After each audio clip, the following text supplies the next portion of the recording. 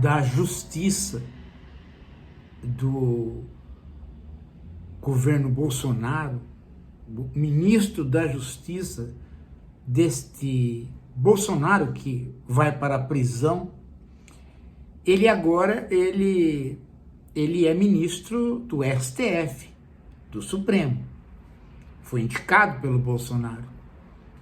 Ele deu uma palestra num evento da LIDE, que é uma organização de empresários do Dória.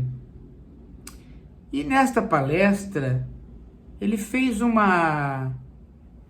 meu ver, uma colocação um pouco esquisita, que é pela manutenção do marco civil da internet como ele está. E ele foi voto vencido, porque uma boa parte dos ministros acreditaram que o marco civil da internet, do modo que ele está, ele não estava correspondendo às proteções necessárias. Só para dar uma ideia para vocês, hoje há matérias na Folha, na Globo, em vários jornais, mostrando como que as facções criminosas usam da rede de contas do Instagram para fazer o glamour do crime, o glamour para jovens, para que eles pertençam às facções. Então, os nomes, as armas, a sugestão de que se tem dinheiro fácil, a ideia do coleguismo, é muito sedutor para o adolescente. E está sendo utilizado nas redes. E não se tem mecanismos legais para dizer para as redes que elas têm que parar com isso, né? Não pode deixar o banditismo utilizar isso. Então, é desse modo que o controle que o STF quer que a sociedade tenha sobre as big techs, sobre as plataformas, no sentido das mensagens, de quem pode ter conta, de quem não pode ter, é bastante razoável, gente. E ele votou contra, e ele está dizendo que foi ativismo judicial, que todas as vezes que você tem alguma coisa que tenta regulamentar a vida social de uma maneira um pouco mais civilizada, a direita fala em ativismo judicial, e ele falou. Agora, eu não esperava dele outra coisa, né? Outra coisa que os conservadores, ele que era, né, pastor, eles são bastante rigorosos com presos, né, com as pessoas presas e com o crime. Eles fazem um discurso que parece que eles vão implantar um regime de segurança pública, mas eles não vão, porque a hora que você propõe alguma coisa que permite melhor segurança pública, eles mesmos são contra. Então é uma coisa estranha. Agora, o que me deixou realmente impressionado, digamos assim, mal impressionado na fala dele, foi a posição dele tão contrária à posição cristã, à posição de Jesus, a posição bíblica do Novo Testamento. Eu nunca imaginei que um pastor, na condição de ministro, fosse fazer esse tipo de discurso. Porque se fazer esse tipo de discurso na condição de mero político, deturpar totalmente o Novo Testamento, fazer de Jesus um homem belicoso, ou isso na boca de um pastor do tipo do Malafaia, para mim é comum. Agora, um pastor na condição de ministro, ele falar o que ele falou, me soou muito mal. Me pareceu uma posição de descompromisso com a base da doutrina cristã.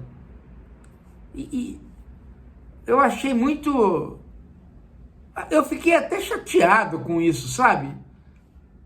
Olha, eu vou ler para vocês a declaração dele. Olha que coisa. Olha que coisa. Ao final do evento, quando perguntado sobre os benefícios que gozam os membros do judiciário, o ministro declarou ser favorável a uma revisão na reforma administrativa, que a reforma administrativa ia dar uma balizada nesses salários, né? As críticas incidem principalmente sobre os penduricalhos, auxílios e indenizações de toda a ordem que resultam no final em super salários de juízes e promotores do Ministério Público. Tá. E aí eles acabam ganhando mais que o teto, né? O teto do funcionalismo. Bom,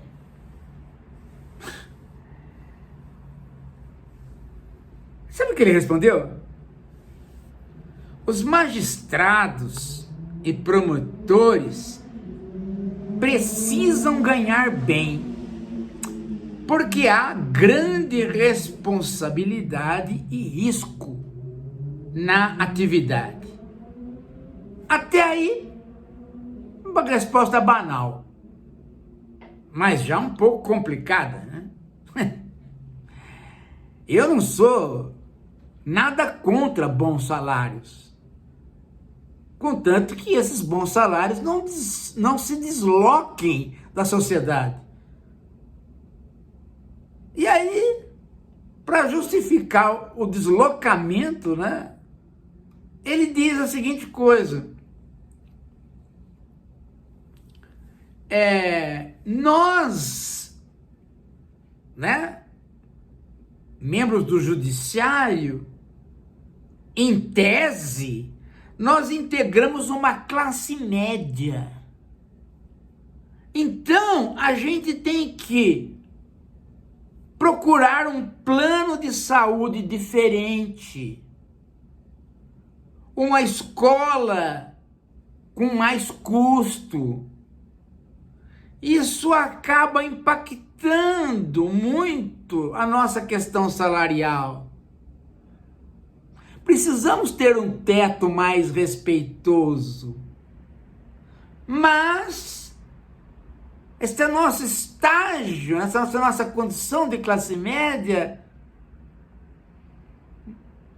nos dá esta busca de um plano de saúde melhor, de uma escola melhor. Eu fico pasmo.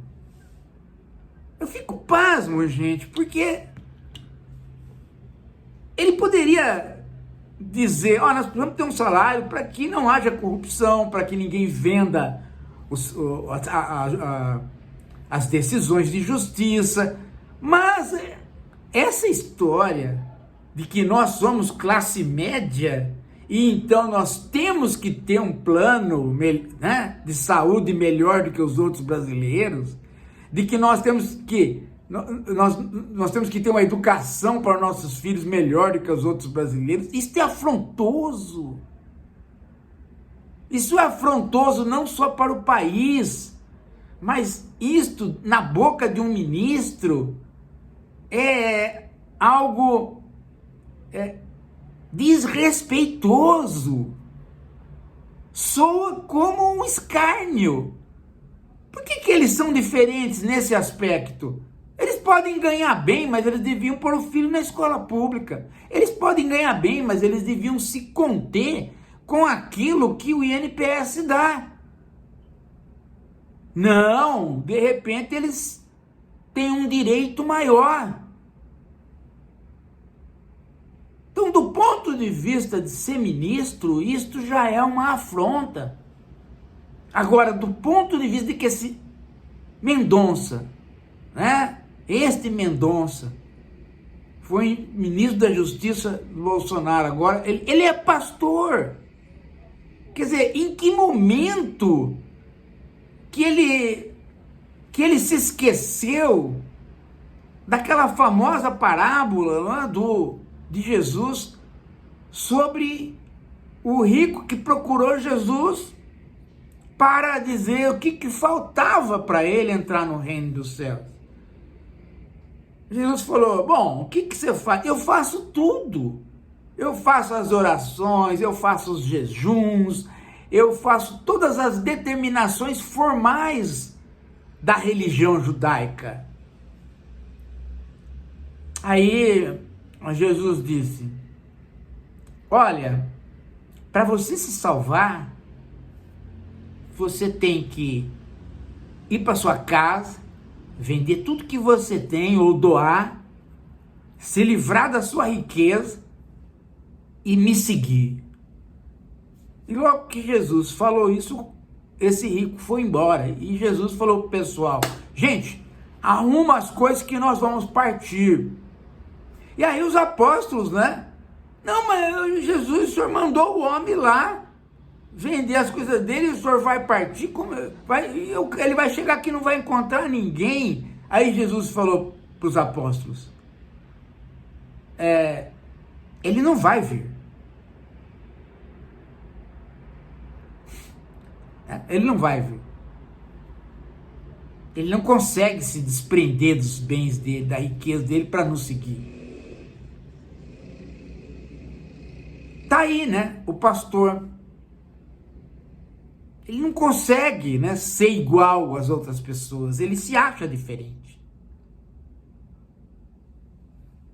Ele não consegue, mesmo sendo pastor. Ele finge desconhecer esta parábola para poder ser diferente. Isso não é um escárnio. O escárnio é falar isso enquanto ministro. Isto, enquanto pastor, é, digamos assim, uma desqualificação da sua própria condição de pastor. Ele não sabe seguir Jesus. Ele é igualzinho aquele cara que Jesus não esperou.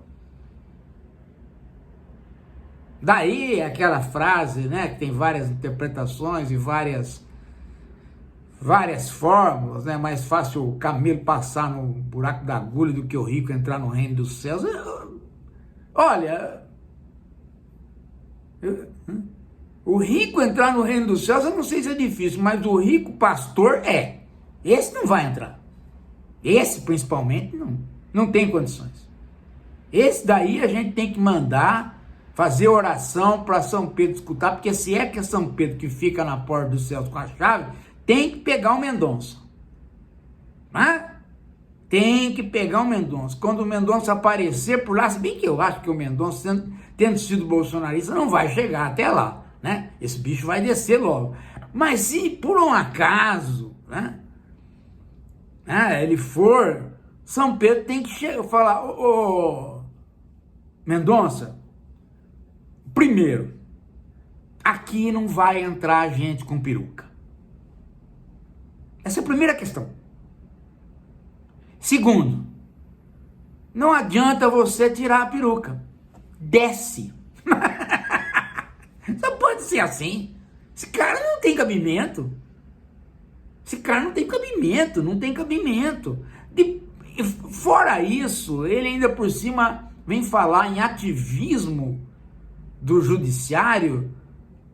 Ele que comemorou a entrada dele no STF, pulando junto com a piricrente, né, assim, comemorando a entrada dele como um ato político.